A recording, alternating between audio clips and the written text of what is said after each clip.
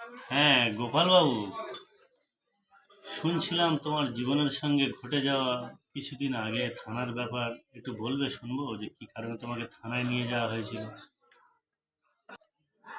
মানে বলাবলি বলতে আমার জীবনের সঙ্গে একটা মর্মান্তিক ঘটনা ঘটে গেছে, যা বলে বোঝানো যাবে না।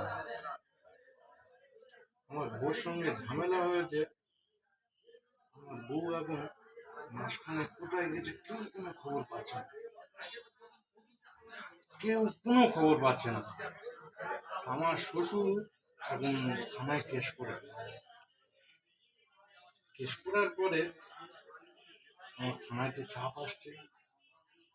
চাপ আসার পরে খুব বড় কেস হয়ে গেছে, মানে ধরলে জামিন হবে না। তো আমার ফ্যামিলির একটা ভালো রোয়েট আছে, ভালো